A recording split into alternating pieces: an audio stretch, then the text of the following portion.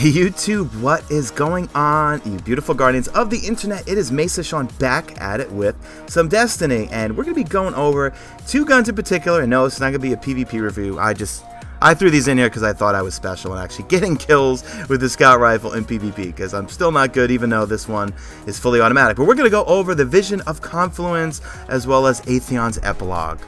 Now, I know there are a plethora of a few other raid guns you can get, but I just wanted to cover these two in particular because they are primaries, and the fact that they do elemental damage, which means that they're going to make my life and your life a whole lot easier when it comes to the Nightfalls, depending on what type of, whether they have Void Burn or Solar Burn, because my Vision of Confluence has Solar, and my Atheon's Epilogue does Void damage. So as you guys know me, I'm all in on the raid now, and now I got 3 characters pretty much leveled up to do it. I tried it on hard mode once with my clan team Resolute, but in my opinion, you really need a couple of level 30s in there because it was just brutal. Those just level 30 Vex Goblins or whatever, they blow their nose on you and you're dead. And I spent the time to level these guns up, so I will be able to give you a better review than some of my old ones.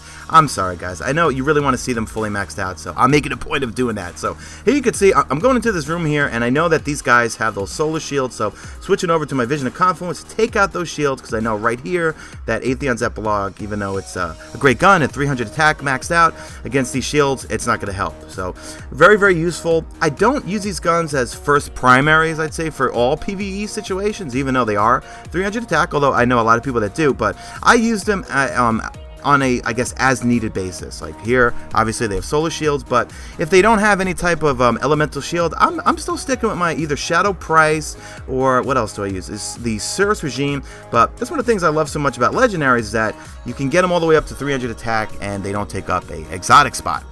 Now, both these weapons I got from doing the raid on normal, not hard, not like the Vex Mythoclast. Maybe I'll get that one day when I do it on hard, but let's look at the Vision of Confluence. You can see the stats, stability off the charts, very fast reload, decent impact, decent range, rate of fire, not too bad, but that's average for a scout rifle.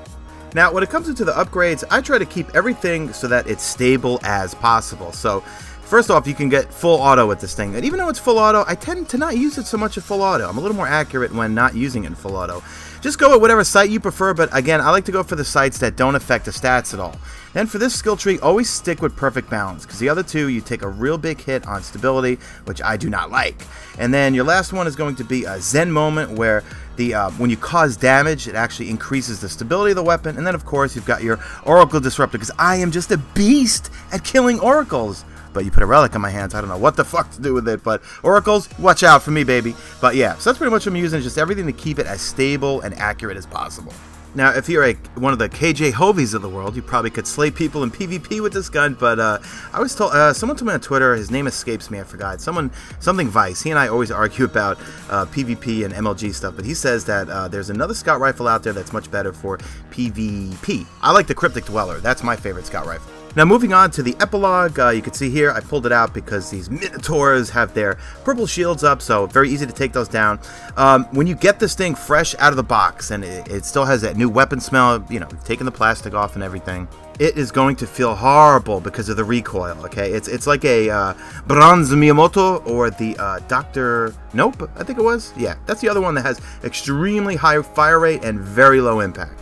So don't be turned off as soon as you get it. Just make sure for the next day or two, use your 3 characters, use those bounties, level this thing up really fast. Combine it with telemetry. Of course, I'll annotate that on your screen right now. Okay, so let's go to Stickity Stats, and I tried this in PvP and I was terrible. Why? Because look at that impact. Almost no impact, very high fire rate, very stable once you unlock the stability mod, reloads pretty quickly, and it's got a 70 round clip. So that's where it stands out. That 70 round clip comes in very, very handy. So let's look at the mods. I just go with the first sight because it's a medium range scope and doesn't affect the range of stability. So the other two, like the last one, you've got like an ACOG-ish, and they both kind of affect your other stats. I like to keep stats totally normal. Next one's going to be persistent, so the longer you hold down that trigger and fire, it gets more accurate. Now, out of the next 3, look at those. All right, your reload's going to speed up, but your stability takes a huge hit on those 2 things. Perfect balance. Grind it out. get all the way to perfect balance, you'll be one happy camper. It feels like a completely different gun. Glass half full is the bottom half of that magazine is going to cause additional damage, so you don't always want to reload that thing. You want to count how many rounds you got and see if you can judge it. Oracle Disruptor, because I am the beast slayer of oracles. I'm just being silly.